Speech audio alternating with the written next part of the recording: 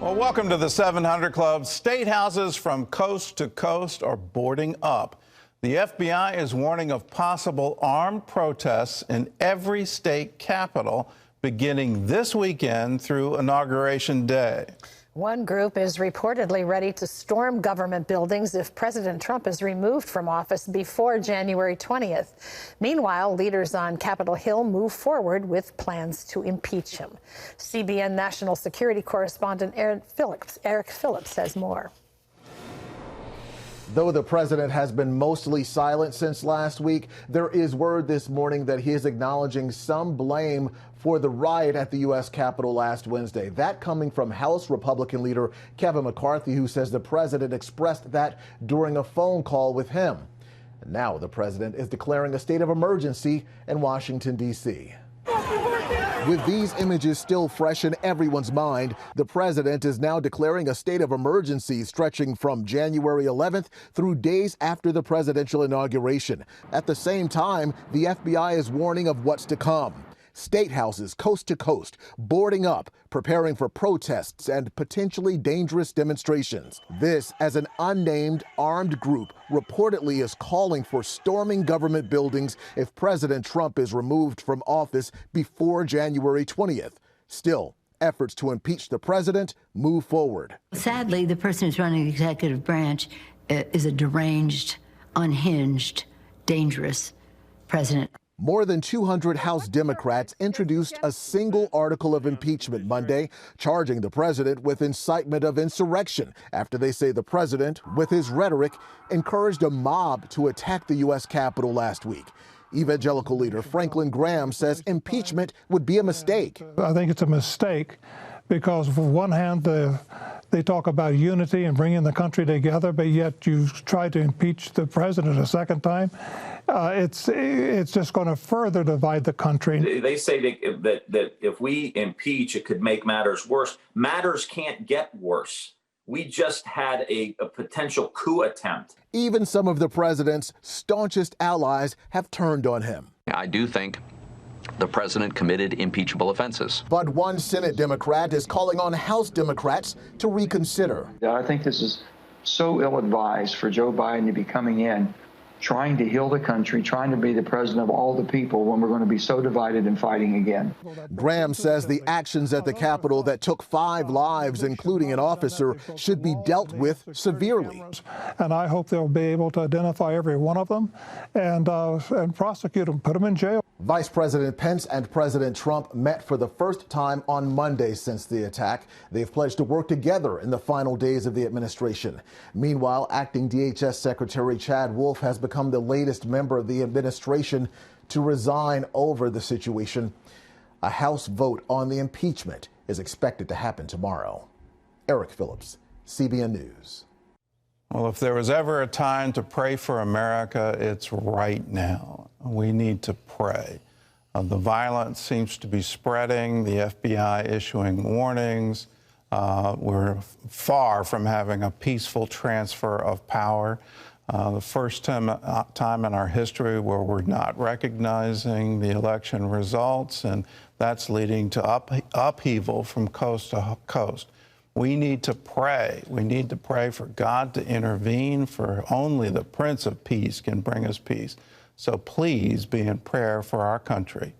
In other news, big tech is coming under fire for shutting down President Trump and a social media app popular with conservatives. John Jessup has more on that story from our CBN News Bureau in Washington. That's right, Gordon. The social media platform Parler is suing Amazon for getting booted off the tech giant's web hosting services and forcing it offline. Amazon claimed Parler's users were inciting violence after last week's riot on Capitol Hill. The controversy is just the latest in the ongoing debate over free speech versus censorship online. Mark Martin has the story. Conservatives claim a big tech crackdown on free speech is taking place, and they point out that many others, including leftists and rogue regimes, post threats of violence on Twitter with no consequences. The list is growing. Twitter took its action Friday to permanently suspend the president's account. Amazon Web Services took down Parler, a Twitter competitor and growing social media haven for conservatives. Google and Apple have also banned Parler. The claim that Parler is partly responsible for the Capitol assault. The CEO maintains that's not true because his platform did not even have a way to coordinate an event. Ken Blackwell of the Family Research Council. There's a real lack of consistency by those big tech companies. They're alleged to be neutral platforms for the free exchange of ideas, and that any regulation that they have will be evenly and fairly applied. Well, these are platforms that still allow for dictators and tyrants from other countries to communicate their messages freely. Former Homeland Security counterterrorism official Elizabeth Newman says while these companies should be held accountable, the current situation calls for a different priority. Right now, we need to make sure that we don't see another set of incidents like we had last week. Right now, we need to calm the temperature and get people focused on what happened January 6th. Let the investigation unfurl, arrest the people that violated the law, and then let's have a proper debate about Section 230. But Media Research Center President Brent Bozell and other conservative leaders want big tech companies broken up after what they call sweeping acts of censorship against conservatives and President Donald Trump. Bozell added, big tech has declared war on free speech and is now an existential threat to democracy. Meanwhile, Senator Mark Warner of Virginia calls the United States Capitol a crime scene. The likely chairman of the Senate Intelligence Committee has also requested that telecommunication and social media companies save any evidence associated with the, quote, insurrectionist attack in order to bring rioters to justice. Mark Martin, CBN News.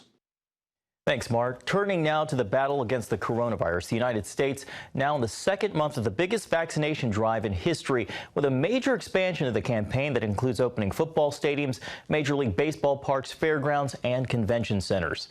Dodger Stadium in Los Angeles has been used as a testing site, the biggest in the country. And now it also will serve as a place to get vaccinated, and more will be added as well. These 5 sites, in addition to our private partner sites, will allow us to complete an additional 500,000 vaccinations among our healthcare workers by the end of January. So far, just 35% of the 25 million doses distributed to the states have been administered. Well, with just 8 days to go before his inauguration, President-elect Joe Biden is putting the final pieces of his cabinet in place, Monday announcing veteran diplomat William Burns to lead the CIA. Burns has worked in U.S. foreign policy for 33 years under both Republican and Democratic presidents. Burns is the final pick in Biden's 15 cabinet nominations. If all are confirmed, it will be the most diverse in history.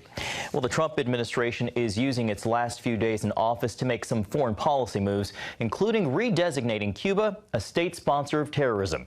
Secretary of State Mike Pompeo stated the communist nation's harboring of terrorists in his announcement yesterday. Pompeo said Cuba's government must, quote, end its support for international terrorism and subversion.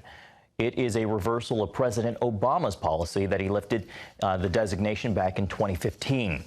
The Cuban government criticized the move, as did Senate Democrats, who said it will hamper President-elect Biden's ability to work with Cuba. Well, in England, the home where J.R.R. Tolkien wrote 2 masterpieces of English literature is up for sale. The house in Oxford is where Tolkien wrote The Lord of the Rings and The Hobbit. Some supporters hope to preserve it as a literary center, but a steep price tag and fast-approaching deadline could stand in their way. As CBN's Jenna Browder reports, that's why they're asking for help. 20 Northmore Road in Oxford, England, is where J.R. Tolkien lived from 1930 to 1947. It's where he raised his family and also wrote some of his most well-known works. Now that it's for sale, there are many interested buyers, including Project Northmore, which has several leading characters helping its cause. In 1930, a family moved into 20 Northmore Road, a big house in the university city of Oxford, England. The young father entertained his children with his stories about a hobbit. Here, Mr. Bilbo, where are you off to? I'm going on an adventure. Well, there is no place for Tolkien in the world.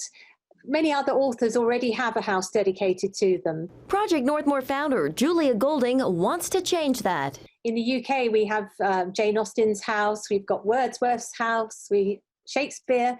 And it always struck me that there was a real missing piece of this literary heritage that hadn't yet happened. Her goal, to make it a literary center in Tolkien's honor. She says the center will focus on all aspects of his life, from his writing and years as an Oxford professor to his deep Catholic faith and famous friendships. And he was part of a group called the Inklings, and that included C.S. Lewis. So the literary centre they sort of had here in Oxford, they were people of faith, and that was part of what they were thinking of when they were writing. Project Northmore has just 3 months to raise $6 million before the home hits the public market. We had reached about $500,000 in the first week, which is very good. We shouldn't throttle back, though. We've got a long way to go still. There are so many of us, you see, and we all want to see this done. We will only succeed if we all do this together as a fellowship. Project Northmore also has plans for an online community for those Tolkien fans who want to participate but can't get to Oxford. In Washington, Jenna Browder, CBN News. Thank you, Jenna. And to learn more about the famous home and a Kickstarter campaign to help close the gap, you can go to cbnnews.com to learn more about that.